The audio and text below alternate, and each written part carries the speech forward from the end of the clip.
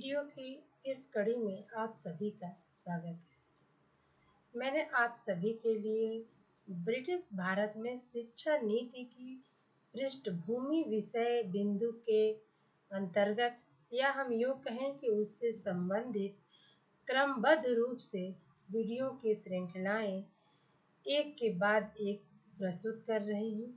तो आइए आज की इस कड़ी में जिस प्रकरण पर हम आज बृहद चर्चा प्रस्तुत करेंगे उसका शीर्षक है लॉर्ड कर्जन की शिक्षा नीति। आइए हम इसके अंतर्गत देखते हैं कि लॉर्ड महोदय ने भारत में किस प्रकार की शिक्षा की अनुशंसाएं की हैं और वे भारत में शिक्षा को लेकर क्या चाहते हैं। सन 1885 में भारतीय राष्ट्रीय कांग्रेस की स्थापना के साथ ही देश में राष्ट्रीय जागरण की जो भावना है वह तीव्र रूप से बढ़ रही है। यानी 1885 में भारतीय राष्ट्रीय कांग्रेस की स्थापना और राष्ट्रीय जागरण की भावना का प्रबल होना अपने आप में अंग्रेजों के लिए सिरदर्द था। लोग अंग्रेजी शासन के विरुद्ध ही नहीं, उनकी जो तत्कालीन शिक्षा पद्धति थी उससे भी भारतीय असंतुष्ट थे और इसके लिए भी वह निरंतर विरोध कर रहे थे, राष्ट्रीय शिक्षा की मांग कर रहे थे।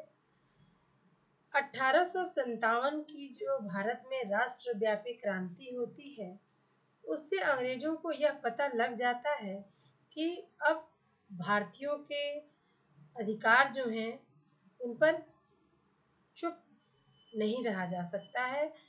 इस पर जल्द ही कोई न कोई विचार करना होगा, हल निकालना होगा, नहीं तो ये भारतीय अब चुप नहीं बैठने वाले हैं।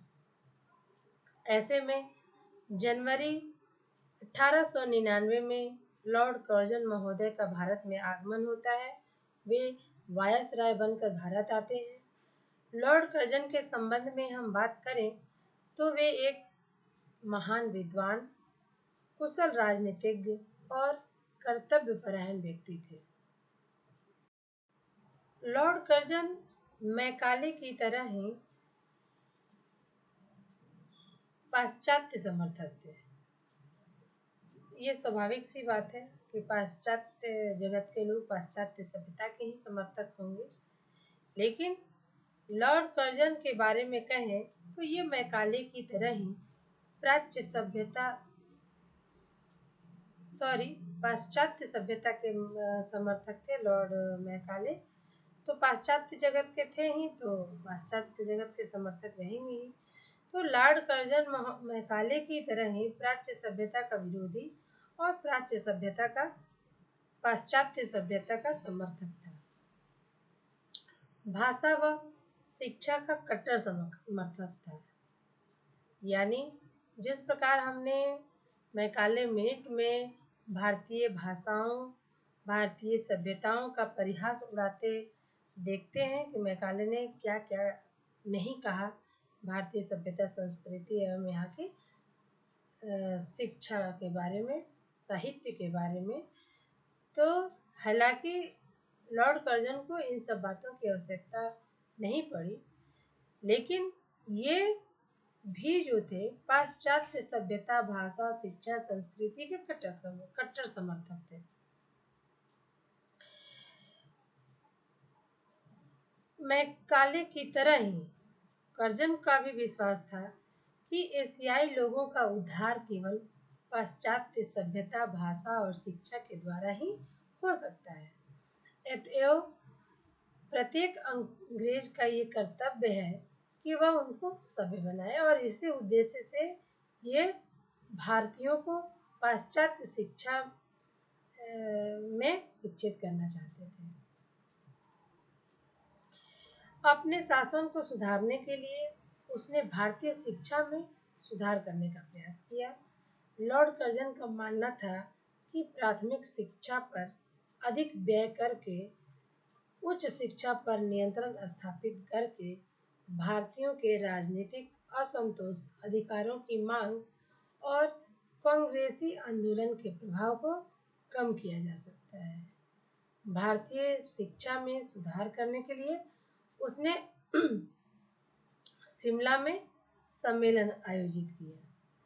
ये तो बात हो गई शिक्षा में सुधार की, लेकिन लॉर्ड कर्जन महोदय के पहले हंटर महोदय जो भारत में शिक्षा संबंधी सुधार की आकांक्षा रखते थे, इच्छा रखते थे, तो वे प्राथमिक शिक्षा के क्षेत्र में बृहत अनुशंसाएं की और फलस्वरूप प्राथमिक विद्यालयों का भारत में जाल सा बिछ गया। तो हम कह सकते हैं कि प्राथमिक शिक्षा किसी भी देश के लिए, किसी भी राष्ट्र के लिए आधार है, बेस है। तो हंटर महोदय की जो शिक्षा नीति थी वह भारत में अपना प्रभाव दिखाया और उसके फलस्वरूप ही भारत में प्राथमिक शिक्षा का नींव मजबूत हुआ। उसके बाद लॉर्ड कर्जन महोदय आते हैं और ये सोचते हैं कि उच्च शिक्षा पर नियंत्रण स्थापित किया जाए, उच्च शिक्षा पर अधिक व्यय किया जाए, उच्च शिक्षा में अधिक सुधार किया जाए, जिससे भारतीय संतुष्ट हो जाएंगे और अपनी मांगों के लिए विद्रोह कम करेंगे।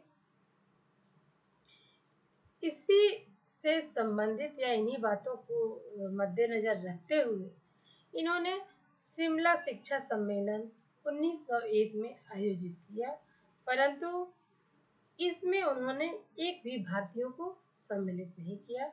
आइए हम देखेंगे तो देश की शैक्षिक समस्याएं क्या थी, इस पर विचार विमर्श करने के लिए और भारत देश के लिए शिक्षा नीति का निर्धारण करने के लिए लॉर्ड कर्जन महोदय ने सितंबर 1901 में शिमला में एक सम्मेलन आयोजित किया, जिसमें सब प्रांतों के शिक्षा संचालक और ईसाई मिशनरियों के प्रतिनिधि सम्मिलित हुए।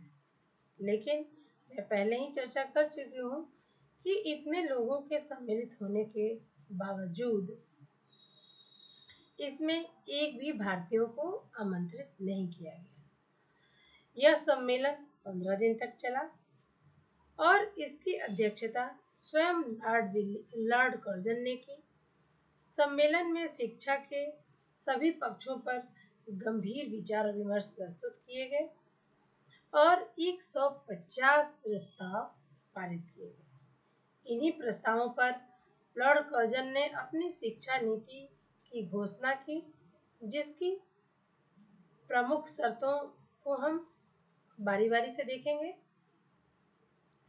तो इन्होंने कहा कि अंग्रेज सरकार पहले की तरह ही शिक्षा के समस्त क्षेत्रों पर अपना नियंत्रण बनाए रखेगी और भारतीय शिक्षा को निर्देशित तथा संचालित करेगी।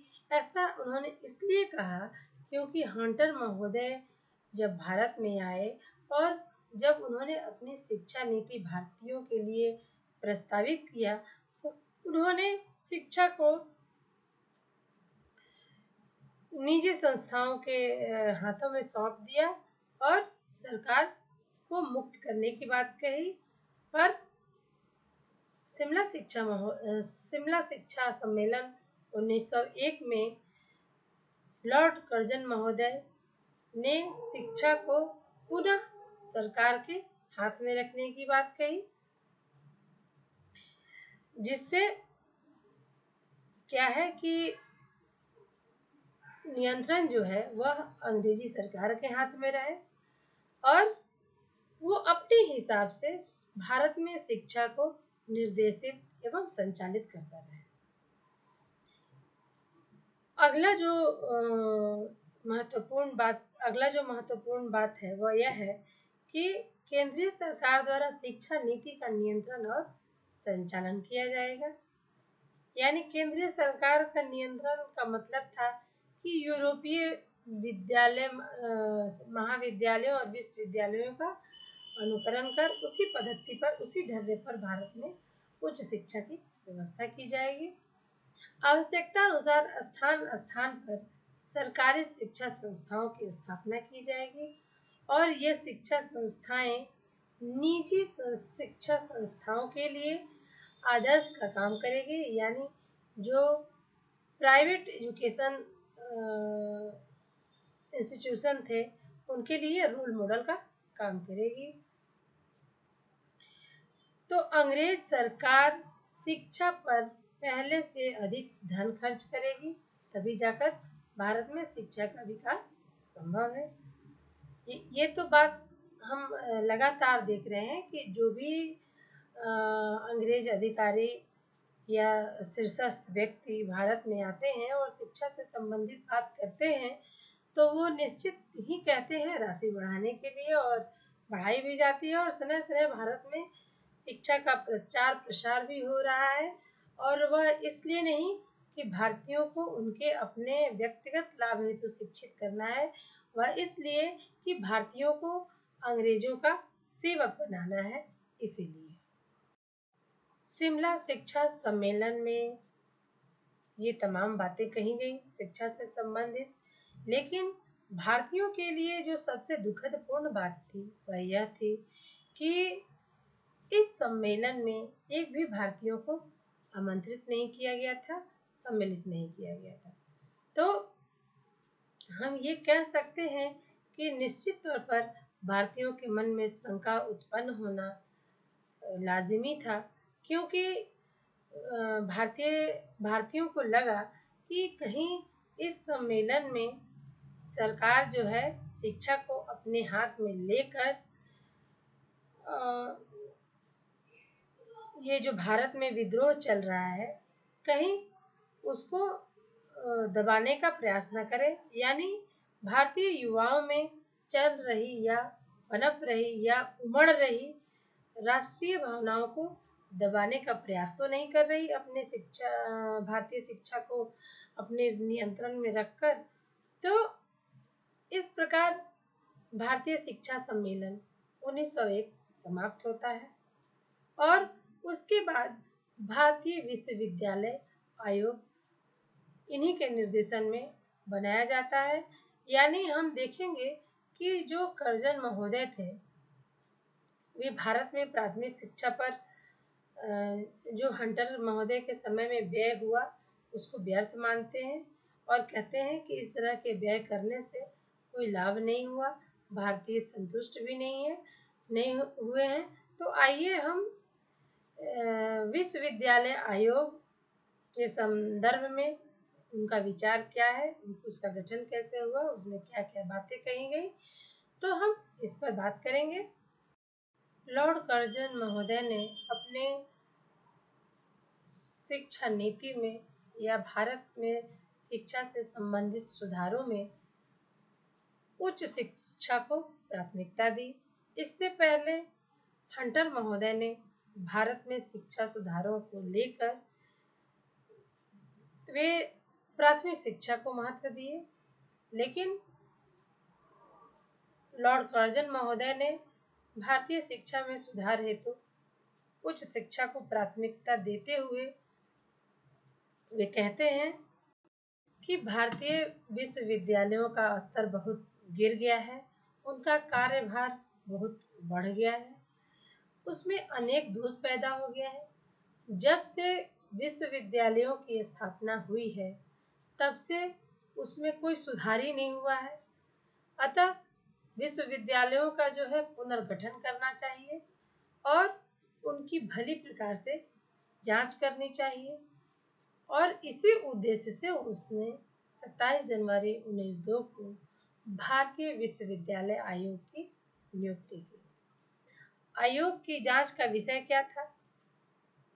तो ब्रिटिश भारत में स्थित विश्वविद्यालयों की दशा एवं उनकी भावी उन्नति की जांच की जाए और उसके विधान तथा कार्य प्रणाली को सुधारने के लिए प्रस्ताव प्रस्तुत किया जाए। तथा गवर्नर जनरल इन काउंसिल को उन साधनों की सिफारिश करना जिनसे विश्वविद्यालयों की शिक्षा स्तर ऊंचा हो सके और भारत में भारतीयों के लिए विद्या की उन्नति हो सके। ऐसा कहना था भारतीयों के लिए था, पर वह अंग्रेज भारतीयों के लिए था। आयोग ने ब्रिटिश भारत के सब विश्वविद्यालयों की सूक्ष्म छानबीन की और लगभग 6 माह के बाद उसने अपना रिपोर्ट प्रस्तुत किया, जिसमें विश्वविद्यालयों के सुधार से संबंधित अनेक सिफारिशों के संबंध में बातें की गई। उनमें प्रमुख बातें क्या थी उसकी चर्चा हम इस प्रकार करेंगे। तो उसमें पहला महत्वपूर्ण बात यह था कि सीनेट और सिंडिकेट का पुनर्गठन किया जाए, सीनेट के सदस्यों की संख्या कम कर दी जाए और उनकी अवधि केवल 5 वर्ष तक रखी जाए। सिंडिकेट के सदस्यों की संख्या 9 से 15 रखी जाए और ये सदस्य सीनेट द्वारा निर्वाचित हो। यानी विश्वविद्यालयों में जो नियम थे, जो विधान थे, वे इस प्रकार से परिवर्तित किए जाएं जिससे ये कुछ शिक्षण कार्य कर सके। यानी कर्जन महोदय के नज़र में जो भारत में विश्वविद्यालय थे वो किसी काम के नहीं थे, वो कोई काम नहीं करते थे, इसलिए उसके पूरे नियम कानून यानी विधान में ही परिवर्तन चाहते थे। कॉलेजों को संबद्धता प्रदान करने के नियमों को पहले की अपेक्षा कठोर बनाया जाए। खैर ये तो ठीक ही था, संबद्धता प्रदान करने के नियम जो है पहले से जो थे उनको और भी सख्त बनाया जाए। तो संबद्ध कॉलेजों का सिंडिकेट द्वारा समय पर भली प्रकार से निरीक्षण किया जाए। ये आज भी हम अपने महाविद्यालयों के अंतर्गत होने वाले गतिविधियों में से इसका भी अवलोकन करते हैं। तो ये वर्तमान जो निरीक्षण का ढांचा है वह अंग्रेजों के द्वारा ही हमें प्राप्त हुआ है। तो सीनेट में योग्य अध्यापकों और शिक्षाविदों को उचित प्रतिनिधित्व दिया जाए। यानी योग्यता की महत्ता लॉर्ड कर्जन महोदय ने दी और उनके अनुसार ये योग्यता क्या थी, अंग्रेजी शिक्षा में या फिर यूरोपीय शिक्षा में शिक्षित व्यक्ति। तो पाठ्यक्रम तथा परीक्षा प्रणाली में क्रांतिकारी परिवर्तन किए जाएंगे। मैट्रिकुलेशन यानी हाई स्कूल का स्तर ऊंचा किया जाए, इंटरमीडिएट परीक्षा समाप्त कर दी जाए और स्नातक पाठ्यक्रम 3 वर्ष का कर दिया जाए। ये तो वुड महोदय ने भी ऐसा कहा था। लेकिन यहाँ एक नई बात है कि इंटरमीडिएट की परीक्षा समाप्त कर दी जाए। सभी विश्वविद्यालयों की सीमाएं सुनिश्चित कर दी जाए, ऐसा विश्वविद्यालय आयोग में कहा गया। सभी इस आयोग की सिफारिशों के आधार पर 1904 में भारतीय विश्वविद्यालय अधिनियम बनाया गया। यानी 1902 में जो विहंगम अवलोकन हुआ उसके आधार पर उच्च शिक्षा से संबंधित जो तमाम बातें कही गई उसी के आधार पर भारतीय विश्वविद्यालय अधिनियम 1904 का गठन होता है और इसके अंतर्गत हम देखेंगे कि लॉर्ड कर्जन महोदय ने भारतीय उच्च शिक्षा से संबंधित कौन सी महत्वपूर्ण बातें करते हैं। भारतीय विश्वविद्यालय आयोग 1920 की जो सिफारिशें थी उसी के आधार पर एक विधेयक तैयार किया गया, जिसे 21 मार्च 1904 को भारतीय विश्वविद्यालय अधिनियम 1904 के रूप में स्वीकार किया गया। इस अधिनियम के द्वारा भारतीय विश्वविद्यालयों के कार्यक्षेत्र, संगठन आदि में अनेक परिवर्तन किए गए। इन परिवर्तनों का अवलोकन हम इस प्रकार करेंगे कि गवर्नर जनरल को भारतीय विश्वविद्यालयों की क्षेत्रीय सीमाओं को निश्चित करने का अधिकार दिया गया। आज भी हम कई राज्यों में ये बातें देखते हैं कि गवर्नर जनरल की बात तो अब रही नहीं, तो जो राज्य सरकारें हैं वो इन सीमाओं को निश्चित करने का अधिकार अपने हाथों में कभी कभार ले लेते हैं। फिर अगला कोई सरकार आया, अगला कोई पदेन व्यक्ति आया तो ये हट भी जाते हैं। आ गया कि सीनेट के सदस्यों की न्यूनतम संख्या 50 और अधिकतम संख्या 100 कर दी गई। उनका कार्यकाल 5 वर्ष तक निश्चित कर दिया गया। कलकत्ता, बम्बई और मद्रास विश्वविद्यालयों की सीनेट के निर्वाचित सदस्यों की संख्या 20 और अन्य विश्वविद्यालयों की सीनेट के निर्वाचित सदस्यों की संख्या 15 निर्धारित की गई। यानी विश्वविद्यालयों की सिंडिकेटों को कानूनी स्वीकृति प्रदान की गई और उनमें शिक्षकों को उचित प्रतिनिधित्व का प्रावधान किया गया। इसी क्रम में इस अधिनियम में कहा गया कि सरकार को सीनेट द्वारा बनाए गए नियमों में आवश्यकता अनुसार परिवर्तन और संशोधन करने तथा उसके द्वारा समय पर नियम न बनाए जाने पर स्वयं नियम बनाने का अधिकार प्रदान किया गया। यानी विश्वविद्यालय जो है अपना नियम नहीं बना रहा है तो सरकार ये नियम बना देगी। तो विश्वविद्यालयों के कार्य क्षेत्र को व्यापक किया गया। उनको परीक्षाओं की व्यवस्था करने के अतिरिक्त शिक्षण एवं शोध कार्य करने की व्यवस्था करने का भी अधिकार दिया गया, जो कि आज भी व्याप्त है। तो इस तरह हम देखते हैं कि भारतीय विश्वविद्यालय आयोग भारत की तरह भारतीयों ने भारतीय विश्वविद्यालय अधिनियम का भी विरोध किया। इस विरोध में यह कहा गया कि यह अधिनियम के द्वारा गवर्नर जनरल को विश्वविद्यालयों की आंतरिक व्यवस्था में बहुत व्यापक अधिकार दे दिया गया है। विश्वविद्यालय स्वतंत्रता को समाप्त कर दिया गया है। संबद्ध कॉलेजों पर नियंत्रण कठोर कर दिया गया है और उच्च शिक्षा में कोई विशेष सुधार नहीं किया गया है।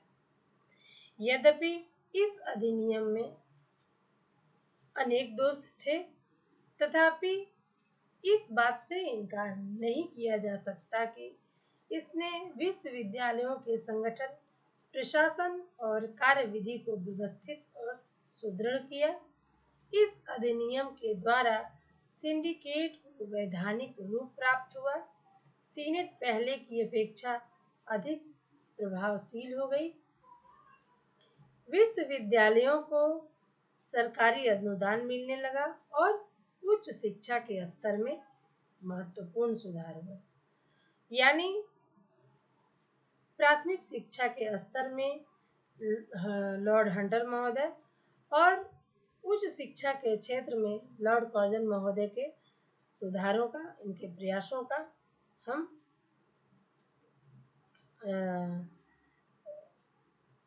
महत्व बखूबी देख रहे हुए नकारा नहीं जा सकता है। यानी अब हम इसी क्रम में आगे बढ़ते हुए देखेंगे कि लॉर्ड कर्जन की शिक्षा नीति संबंधी सरकारी प्रस्ताव क्या हुए। तो आइए तो हम देखेंगे कि लॉर्ड कर्जन ने अपनी शिक्षा नीति को एक सरकारी प्रस्ताव के द्वारा 11 मार्च 1904 को प्रकाशित कराया। इस प्रस्ताव में पहले तत्कालीन भारतीय शिक्षा के विभिन्न दोषों को बताया गया। हमने पहले ही कहा था कि जो लॉर्ड कर्जन है ये मैकाले का जेरोक्स है, और उसके बाद उसमें जो क्या सुधार होना चाहिए, शिक्षा के जो विभिन्न क्षेत्र हैं उसमें क्या सुधार होने चाहिए, इस पर भी चर्चाएं उसने प्रस्तुत की। यानी हम कह सकते हैं कि कर्जन जो था सुधार तो बताया ही, लेकिन इससे पहले हंटर हुए, वुड हुए, उन्होंने भारतीय शिक्षा के दोषों को नहीं गिनाया परंतु सुधार की अपेक्षा रखी। और हम ये कह सकते हैं कि वुड महोदय ने तो भारतीय शिक्षा को एक व्यवस्थित ढांचा ही सुपुर्द किया, प्रदान किया। तो आइए हम देखते हैं कि वो लॉर्ड कर्जन जो था वो किस प्रकार से भारतीय शिक्षा में दोष गिना रहा है, दोष दिखा रहा है। तो पहला दोष उसने बताया कि इसमें संख्यात्मक दोष है। ये संख्यात्मक दोष क्या? तो संख्यात्मक दोषों की दृष्टि से उसने अपने प्रस्ताव में कहा कि संख्यात्मक दृष्टि से वर्तमान शिक्षा के दोष सर्वविदित हैं, सबको दिखाई दे रहे हैं। 5 में से 4 गांवों में स्कूल नहीं है।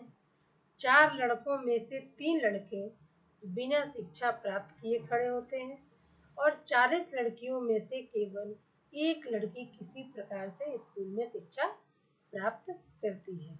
यह है संख्यात्मक दोष कर्जन के अनुसार। और दूसरा दोष उन्होंने गुणात्मक दोष बताया। तो गुणात्मक दृष्टि से भारतीय शिक्षा अव्यवहारिक है, क्योंकि उसका यानी भारतीय शिक्षा का पाठ्यक्रम पूर्ण रूप से साहित्यिक है। परीक्षाओं को आवश्यकता से अधिक महत्व दिया गया है, यानी अंग्रेजी भाषा को प्रमुख स्थान देकर भारतीय भाषाओं की अवहेलना की जाती है। शिक्षा के द्वारा बालकों का बौद्धिक विकास नहीं हो पाता है, क्योंकि बालक पाठ्य वस्तु को रटने में संलग्न रहते हैं, क्योंकि उनको परीक्षा पास करनी है। तो शिक्षा केवल नौकरी प्राप्त करने का साधन रह गई है। इस प्रकार शिक्षा का भारत में संकुचित रूप कर दिया गया है, अर्थ उसका संकुचित है शिक्षा प्राप्त करने का। इस प्रकार ये कर्जन के अनुसार ये गुणात्मक दोष था। तो हमने संख्यात्मक दोष को देखा, गुणात्मक दोष को देखा लॉर्ड कर्जन के अनुसार। अब आइए इसी क्रम में हम आगे बढ़ेंगे और इन तमाम दोषों के उपरांत लॉर्ड कर्जन की शिक्षा नीति का अवलोकन करेंगे, बृहद रूप से बातचीत करेंगे, चर्चा प्रस्तुत करेंगे। तो लॉर्ड कर्जन महोदय ने भारतीय शिक्षा के संख्यात्मक और गुणात्मक 2 रूपों में दोषों को दिखाया और उन्होंने तत्कालीन शिक्षा के सभी दोषों का विश्लेषण किया और उसके बाद सरकारी प्रस्ताव में शिक्षा की नीति का निर्धारण किया। और उन्होंने प्राथमिक शिक्षा के संबंध में क्या कहा, माध्यमिक शिक्षा के संबंध में क्या कहा, यानी क्रमवार रूप से एक के बाद एक निम्नलिखित या महत्वपूर्ण बिंदुओं पर उन्होंने अपनी बातें प्रस्तावित की। तो आइए हम इस संदर्भ में सबसे पहले बात करेंगे प्राथमिक शिक्षा से संबंधित क्या नीति थी उनकी। प्राथमिक शिक्षा के संबंध में लॉर्ड कर्जन की जो शिक्षा नीति थी वह बहुत उदार थी। उनका विचार था कि भारत में प्राथमिक शिक्षा की बहुत आवश्यकता है, इसलिए सरकार को इसके प्रसार और विकास के लिए प्रयास करना चाहिए। शिमला सम्मेलन में जो इन्होंने भाषण दिया उसमें ये कहे थे कि प्राथमिक शिक्षा से मेरा तात्पर्य सर्वसाधारण को शिक्षा प्रदान करने से है। यानी भारत को सबसे अधिक भय अज्ञानता से है। अज्ञानता ही अति विश्वास, अंधविश्वास, असंतोष तथा अनैतिकता का मूल कारण है। अज्ञानता का विनाश केवल ज्ञान से होगा और हम भारतीय जनता को जितना अधिक शिक्षित बनाएंगे वह उतनी ही अधिक सुखी जीवन व्यतीत कर सकेगी। यानी सर्वसाधारण को शिक्षित कर उन्हें योग्य व्यक्ति बनाना, यही कर्जन की शिक्षा से संबंधित विचार थे, उद्देश्य थे। तो उन्होंने जो गुणात्मक और संख्यात्मक दोष दिखाया था, बताया था, तो उन दोषों को दूर कर उन दोषों का विकास करने के संबंध में प्राथमिक शिक्षा में कहे कि प्राथमिक शिक्षा के प्रसार के लिए सरकार के द्वारा सक्रिय प्रयास किया जाना चाहिए। स्थानीय निकाय प्राथमिक शिक्षा कोष को केवल प्राथमिक शिक्षा पर ही खर्च करें। प्रांतीय सरकारें इन्हें आवश्यकता अनुसार अनुदान दें जो परीक्षा फल पर आधारित न हो, अपितु क्षेत्रीय आवश्यकताओं, छात्रों की संख्या, शिक्षकों की योग्यता आदि तमाम बातों को ध्यान में रखकर दिया जाए। ये बहुत ही अच्छी बात थी। इन बातों का विरोध हंटर महोदय ने भी किया था, क्योंकि हुड के समय भारत को एक विस्तृत और व्यवस्थित ढांचा प्रदान हुआ था, तो उस ढांचे पर भारत की शिक्षा समय समय आगे बढ़ रही थी। तो आगे बढ़ने के उपरांत परीक्षा फल आधारित अनुदान या फिर उपस्थिति आधारित अनुदान, ये तमाम बातें देखने को मिली और उसके बाद हंटर महोदय ने भी इस पर अनुशंसा की और इस पर लॉर्ड कर्जन महोदय भी अनुशंसा कर रहे हैं और वे कह रहे हैं कि परीक्षा फल पर ही आधारित नहीं हो, उस क्षेत्र में क्या आवश्यकता है, छात्रों की संख्या क्या है, शिक्षकों की योग्यता क्या है, विद्यालय की आवश्यकताएं क्या क्या है इत्यादि, इन तमाम बातों पर बृहत रूप से ध्यान दिया जाना चाहिए। और इसी क्रम में वे कहते हैं कि प्राथमिक शिक्षा के पाठ्यक्रम को उपयोगी बनाया जाए। पाठ्यक्रम को क्षेत्रीय आवश्यकताओं और बालकों की आवश्यकताओं के अनुसार तैयार किया जाए। इसमें भारतीय भाषाओं को प्रमुख स्थान दिया जाए।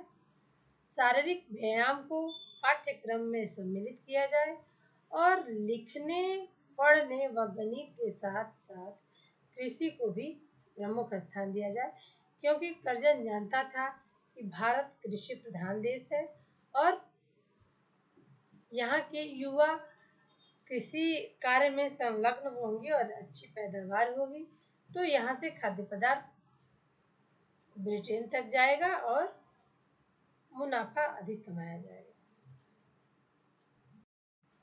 उन्होंने कहा कि प्राथमिक शिक्षा में शिक्षण विधियों में सुधार किया जाए और किंडरगार्टन विधि का प्रयोग किया जाए। किंडरगार्टन आज भी इस विधि का हम लोग मेथड में यूज करते हैं। तो प्राथमिक विद्यालयों के लिए शिक्षकों के प्रशिक्षण की व्यवस्था की जाए। ये आरंभ से ही बात कही जा रही है, ये कोई नया नहीं था। इसके लिए प्रशिक्षण विद्यालयों की स्थापना की जाए और प्रशिक्षण की अवधि 2 वर्ष निश्चित की जाए। ग्रामीण विद्यालयों में विद्यार्थियों को कृषि की शिक्षा प्रदान करने के लिए शिक्षकों को कृषि की शिक्षा प्रदान की जाए, यानी कृषि शिक्षा में भी ट्रेंड किया जाए। शिक्षकों को उचित वेतन प्रदान किया जाए और समय समय पर इसमें वृद्धि भी किया जाए। ये तमाम बातें लॉर्ड कर्जन महोदय ने प्राथमिक शिक्षा के संदर्भ में कहा। अब आइए हम देखते हैं कि उन्होंने माध्यमिक शिक्षा संबंधी क्या बातें कही। तो हम इसी के अंतर्गत माध्यमिक शिक्षा से संबंधित नीतियों का अवलोकन करेंगे, उस पर चर्चा करेंगे। तो माध्यमिक शिक्षा के संबंध में हंटर आयोग की सिफारिशों के जैसे ही जो शिक्षा नीति चली आ रही थी, लॉर्ड कर्जन ने उसको त्याग कर एक नई शिक्षा नीति का निर्माण करने को कहा। और इसकी जो दो प्रमुख विशेषताएं थी उसको हम इस प्रकार देखेंगे। तो पहली जो विशेषता थी उसमें कहा गया कि माध्यमिक विद्यालयों की संख्यात्मक वृद्धि की अपेक्षा गुणात्मक वृद्धि पर बल दिया जाना चाहिए। और दूसरी विशेषता यह थी कि माध्यमिक शिक्षा के प्रति तटस्थ रहने की अपेक्षा सरकार का नियंत्रण अधिक आवश्यक है। ये कर्जन महोदय की माध्यमिक शिक्षा नीति के संबंध में दो महत्वपूर्ण बातें थीं, संख्यात्मक और गुणात्मक विकास और सरकार का नियंत्रण। इस तरह आइए अब हम देखेंगे कि माध्यमिक शिक्षा के संबंध में कर्जन की शिक्षा नीति क्या कहती है। तो इसके संबंध में सबसे महत्वपूर्ण बात जो कही गई वह इस प्रकार है कि सभी माध्यमिक विद्यालयों को सरकार के शिक्षा विभाग से अनिवार्य रूप से मान्यता प्रदान करनी होगी।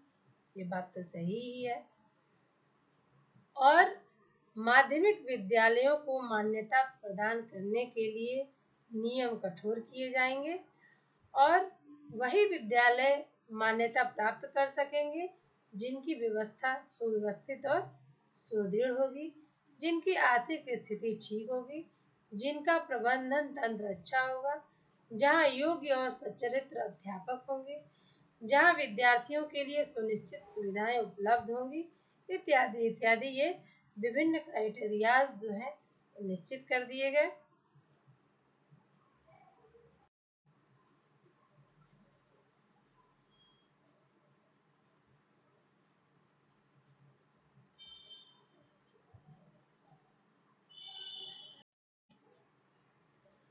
माध्यमिक विद्यालयों पर और अधिक नियंत्रण रखने के लिए यह अनिवार्य कर दिया जाए कि अपने क्षेत्र में वे विश्वविद्यालय से मान्यता प्राप्त कर लें।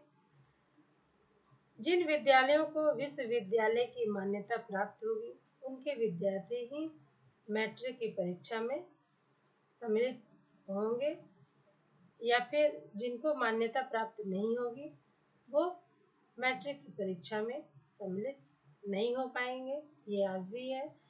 तो इसी क्रम में उन्होंने माध्यमिक शिक्षा के संबंध में कहा कि प्रत्येक जिले में एक सरकारी माध्यमिक विद्यालय स्थापित किया जाए जो गैर सरकारी विद्यालयों के लिए आदर्श विद्यालय के रूप में कार्य करे। यानी जो निजी विद्यालय हैं वो सरकारी विद्यालयों का अनुसरण करें।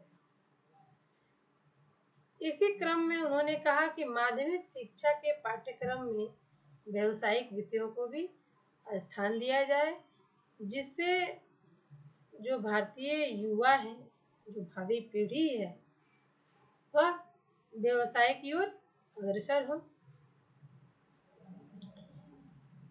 मिडिल कक्षाओं में शिक्षा का माध्यम मातृभाषा को बनाया जाए, क्योंकि लॉर्ड कर्जन महोदय समझते थे कि अगर हम भारतीयों का विकास चाहते हैं तो उन्हें उनकी मातृभाषा में ही शिक्षित किया जाए। और उन्होंने कहा कि अंग्रेजी को भी यथोचित स्थान दिया जाए। मातृभाषा के संबंध में सरकारी प्रस्ताव में कहा गया कि यदि शिक्षित वर्ग ही अपनी मातृभाषा की अवहेलना करेगा, उपेक्षा करेगा, तो निश्चित रूप से ये जो भारत की मातृभाषाएं हैं वे केवल बोलचाल की भाषाएं रह जाएंगी और उनका अपना कोई साहित्य नहीं होगा। इसलिए भारतीयों को माध्यमिक स्तर तक शिक्षा का माध्यम मातृभाषा भाषा ही बनाई जाए। ये बहुत ही महत्वपूर्ण बात थी। इसी संदर्भ में उन्होंने कहा कि माध्यमिक विद्यालयों में निरीक्षण की समुचित व्यवस्था की जाए, जिससे उनका शैक्षिक स्तर भी ऊंचा हो जाएगा, क्योंकि समय समय पर माध्यमिक विद्यालयों की गतिविधियों का निरीक्षण होते रहेगा। तो सभी जो माध्यमिक स्तर से जुड़े व्यक्ति हैं अपने कार्य को चुस्त दुरुस्त रखने का प्रयास करेंगे।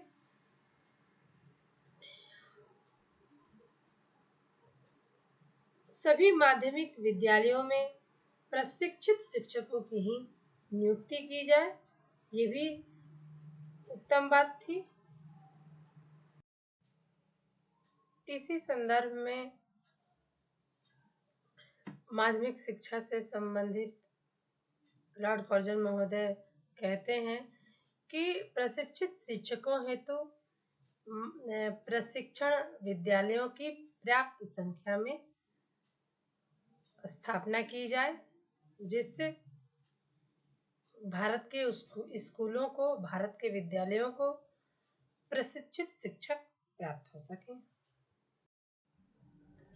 शिक्षा के विकास के संदर्भ में, यानी माध्यमिक शिक्षा के विकास के संदर्भ में लॉर्ड कर्जन महोदय कहते हैं कि गैर सरकारी विद्यालयों को भी आर्थिक सहायता दी जाए, जिससे वे उच्च स्तर की शिक्षण संस्थाएं बन सके। ये तमाम बातें लॉर्ड कर्जन महोदय ने भारत में माध्यमिक शिक्षा के विकास के संदर्भ में कहा। आइए अब आते हैं प्राथमिक शिक्षा के संबंध में। हमने देखा, माध्यमिक शिक्षा के संबंध में देखा। अब हम देखते हैं कि उच्च शिक्षा के संबंध में उनकी नीतियां क्या थी। तो उच्च शिक्षा के संबंध में शिक्षा नीति में कहा गया कि उच्च शिक्षा के विस्तार और गुणात्मक विकास के लिए आवश्यक धनराशि में वृद्धि की जाए और कॉलेजों और विश्वविद्यालयों की शिक्षा के स्तर को ऊंचा उठाने के लिए और भी अधिक प्रयास किया जाए। उन्होंने उच्च शिक्षा के संबंध में यही दो महत्वपूर्ण बातें कही। ये थी। अब आइए हम देखेंगे कि लॉर्ड कर्जन के शिक्षा संबंधी अन्य जो महत्वपूर्ण कार्य क्या थे। तो other educative function of Lord Curzon के अंतर्गत हम देखेंगे कि उन्होंने कृषि की शिक्षा पर भी महत्वपूर्ण प्रकाश डाला और कहा कि कृषि प्रधान देश भारत है और यह कृषि प्रधान देश होने के कारण भारत में कृषि की शिक्षा की समुचित व्यवस्था होनी चाहिए। उन्होंने कहा कि सभी प्रांतों में कृषि विभाग की स्थापना की जाए, प्रत्येक प्रांत में एक कृषि महाविद्यालय स्थापित किया जाए, मिडिल और हाई स्कूल के पाठ्यक्रम में कृषि को एक विषय के रूप में सम्मिलित किया जाए और भारतीय भाषाओं में कृषि से संबंधित पुस्तकें भी प्रकाशित की जाए। यानी भारतीय शिक्षा में उन्होंने कृषि शिक्षा को महत्वपूर्ण स्थान दिया, कृषि शिक्षा देने पर बल दिया। दूसरा जो सबसे महत्वपूर्ण बात थी वह थी कि इन्होंने कला की शिक्षा पर भी बल दिया। तो कला की शिक्षा के विकास के लिए लॉर्ड कर्जन महोदय ने कहा कि कला की शिक्षा प्रदान करने वाले विद्यालयों को बंद न किया जाए, वरन उसमें आवश्यक सुधार करके उनको पूर्ववत चलने दिया जाए। कला की शिक्षा के लिए ऐसे पाठ्यक्रम प्रारंभ किए जाएं, जिनके द्वारा विद्यार्थी जीविकोपार्जन कर सकें। विद्यार्थियों को अनेक कलाओं की शिक्षा एक साथ न देकर कुछ चुनी हुई कलाएं ही पढ़ाई जाए और उसी में उनको विशेष योग्यता दी जाए तथा कला की शिक्षा कला विशेषज्ञों के द्वारा दी जाए। लॉर्ड कर्जन ने कला की शिक्षा के विकास के लिए अनेक सुझाव देते हुए भी कहा कि कला विद्यालयों को व्यावसायिक विद्यालयों के रूप में न दी जाए। यानी कला की शिक्षा के माध्यम से विद्यार्थियों में एक्स्ट्रा क्रिएटिविटी का जो गुण है उसको बाहर निकाला जाए। सबसे पहली बार अंग्रेज भारत में नैतिक शिक्षा के संबंध में कर्जन महोदय ही कहते हैं और इस संदर्भ में कहते हैं कि सभी विद्यालयों में नैतिक शिक्षा की व्यवस्था होनी चाहिए। वह नैतिक शिक्षा किसी पाठ्य पुस्तक के माध्यम से देने के पक्षधर नहीं थे। उनका सुझाव था कि विद्यार्थियों को विद्यालयों में उपयुक्त वातावरण के द्वारा अप्रत्यक्ष रूप से नैतिक शिक्षा देनी चाहिए। इसके लिए उत्तम अनुशासन, सुव्यवस्थित छात्रावास, योग्य, कर्मठ और चरित्रवान शिक्षक और विद्यार्थियों के मध्य मधुर संबंध तथा महापुरुषों के जीवन चरित्र की शिक्षण की व्यवस्था होनी चाहिए। यानी वीर पुरुषों के जीवन चरित्र को सुनाकर बच्चों को उनमें उनके जीवन में उत्साह भरने की प्रेरणा देनी चाहिए। यानी नैतिक शिक्षा के संबंध में कर्जन महोदय कहते हैं कि इस हेतु कोई अलग से व्यवस्था नहीं होनी चाहिए, किसी अलग से पाठ्यक्रम का निर्माण नहीं होना चाहिए। इसके लिए एक सुव्यवस्थित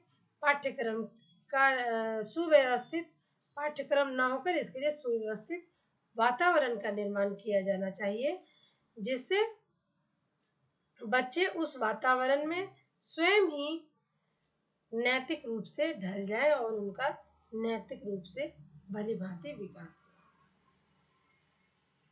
शिक्षा के अन्य कार्य के संदर्भ में हम देखते हैं कि वे केंद्रीय शिक्षा विभाग की स्थापना की भी बात करते हैं।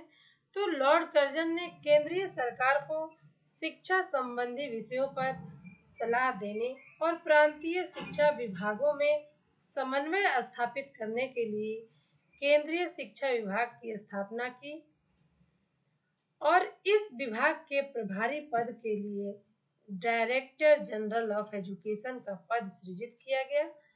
इस विभाग की स्थापना से जहां शिक्षा का उत्तरदायित्व केंद्रीय सरकार पर आ गया, वहीं केंद्र द्वारा निर्धारित शैक्षिक नीतियों को पूरे राज्य में लागू करना संभव हो सका। इस प्रकार हम यह कह सकते हैं कि शिक्षा को उन्होंने सेंट्रलाइज किया, इसके विभाग की स्थापना करके, और इस विभाग को एक पदाधिकारी प्राप्त किए जिससे शिक्षा अपने निर्धारित लक्ष्यों को पूरा कर सके। पुरातत्व विभाग की स्थापना। अगले बिंदु के अंतर्गत इनका प्रमुख कार्य शिक्षा के क्षेत्र में रहा। तो लॉर्ड कर्जन को भारत की ऐतिहासिक धरोहरों से बहुत लगाव था, इसलिए इनकी रक्षा के लिए पुरातत्व विभाग की स्थापना की, डिपार्टमेंट ऑफ आर्कियोलॉजी, और इन स्मारकों को सुरक्षित रखने के लिए प्राचीन स्मारक संरक्षण अधिनियम 1904 भी पारित कराया, जिसके द्वारा इन स्मारकों को हानि पहुंचाना दंडनीय अपराध माना गया। ये तो स्पष्ट रूप से दिखता है कि हम कर्जन की शिक्षा नीति की बात कर रहे हैं, परंतु भारत में हम देखें तो अशोक की लिपियों को सबसे पहले किसी अंग्रेज विद्वान जेम्स प्रिंसेप के माध्यम से ही पढ़ा गया और बताया गया कि इसकी जो लिपि थी वो ब्राह्मी थी, खरोष्ठी थी। तो हम इस प्रकार कह सकते हैं कि अंग्रेज तो भारत में अपना शासन का सिक्का जमा चुके थे और इसको जमाने के प्रारंभ में ही उन्होंने भारत, भारतीयों एवं भारतीयता को जड़ तक जाकर समझने का प्रयास किया और इसी क्रम में उन्होंने अपरोक्ष रूप से भारत में कई महान कार्यों का भी संपादन किया। हम इन चीजों को भी निर्विकार नहीं कर सकते हैं। उद्देश्य तो स्वार्थ पूर्ति का ही था, पर इसमें भारतीयों को भी लाभ प्राप्त हुआ। शिक्षा के क्षेत्र में जो अन्य महत्वपूर्ण कार्य थे उसके संबंध में हम बात करेंगे। और इन्होंने जो एक सबसे महत्वपूर्ण कार्य किया उसमें से था कि विदेशों में अध्ययन के लिए छात्रवृत्तियां प्रदान की गई। यानी लॉर्ड कर्जन ने योग्य और प्रतिभाशाली विद्यार्थियों को प्राविधिक शिक्षा प्राप्त करने के लिए छात्रवृत्तियां देकर विदेशों में भेजने का कार्य किया, जिससे भारतीय उद्योगों को उनकी योग्यता और अनुभव का लाभ मिल सके। यानी भारत में जो प्रतिभाएं थी उसको अंतर्राष्ट्रीय स्तर तक विस्तार करने का मौका प्रदान किया इन्होंने। छात्रवृत्तियों का प्रदान की बात कही इन्होंने और किया भी। तो इस प्रकार हम देखते हैं कि अपने सरकारी प्रस्ताव में प्राथमिक शिक्षा, माध्यमिक शिक्षा और उच्च शिक्षा के संबंध में तमाम बातें लॉर्ड कर्जन महोदय ने कही। और उसके अलावे हम देखते हैं कि कर्जन महोदय ने कृषि की शिक्षा, कला की शिक्षा, नैतिक शिक्षा, केंद्रीय शिक्षा विभाग की स्थापना, पुरातत्व विभाग की स्थापना, विदेशों में अध्ययन के लिए छात्रवृत्तियां, इन तमाम कार्यों के उपरांत भारत में शिक्षा का अत्यंत विकास हुआ और भारतीय इससे लाभान्वित भी हुए। इस बात को हम नकार नहीं सकते हैं। और इसी क्रम में हम आगे बढ़ते हुए थोड़ी बहुत बात कर लेंगे कि भारत की आधुनिक शिक्षा व्यवस्था के विकास में लॉर्ड कर्जन की शिक्षा नीति का क्या योगदान रहा। तो contribution of Lord Curzon's educational policy in the development of modern education system in India. तो हम देखेंगे कि भारतीय शिक्षा के इतिहास में लॉर्ड कर्जन महोदय का विशिष्ट पहचान है, विशिष्ट स्थान है। वह पहला गवर्नर जनरल था जिसने भारतीय शिक्षा के विकास के लिए चिंतन किया और कई अनेक ऐसे कार्य किए, जैसे कृषि शिक्षा की बात कही, कला शिक्षा की बात कही उन्होंने, केंद्रीय शिक्षा विभाग की स्थापना की बात कही उन्होंने, और उन्होंने नैतिक शिक्षा की बात कही। यानी ऐसे कई अनेक ऐसे कार्य किए जिससे भारतीय शिक्षा को एक दिशा मिली और उसी दिशा में अत्यंत सुधार हुए। भारतीय शिक्षा में उसके महत्वपूर्ण योगदान को हम इस प्रकार कह सकते हैं कि उसने विश्वविद्यालयों को पुनर्संगठित किया और शिक्षा का स्तर काफी ऊंचा उठाया। तो उसने सर्वप्रथम कला शिक्षा की बात कही, नैतिक शिक्षा की बात कही, कृषि शिक्षा के लिए भी बात कही। तो इस प्रकार हम देखते हैं कि उच्च शिक्षा को संगठित करने का श्रेय लॉर्ड कर्जन महोदय की ही जाता है। और कर्जन महोदय ही जो थे कि भारत में विश्वविद्यालयों की दशा और उनकी उन्नति की जांच करने के लिए, उनके विधान और कार्य प्रणाली को सुधारने के लिए तथा उनके शिक्षण स्तर को उन्नत बनाने के लिए भारतीय विश्वविद्यालय आयोग 1902 नियुक्त किया और इस आयोग के सुझावों पर भारतीय विश्वविद्यालय अधिनियम 1904 पारित कराया, जिसके कारण विश्वविद्यालयों का संगठन, प्रशासन और कार्यविधि में क्रांतिकारी परिवर्तन हुआ, जिससे भारत में उच्च शिक्षा का स्तर उठ सका। तो अगर हम बात करें कि ब्रिटिश भारत में प्राथमिक स्तर पर शिक्षा का सुधार हंटर महोदय ने किया, तो उच्च शिक्षा के क्षेत्र में उच्च शिक्षा के पुनर्गठन के क्षेत्र में लॉर्ड कर्जन महोदय का भी अहम योगदान है। आज के वीडियो में बस इतना ही। हम इन्हीं तमाम बातों के साथ लॉर्ड कर्जन से संबंधित शिक्षा नीति, उनका योगदान इत्यादि बातों पर विराम देते हैं। धन्यवाद।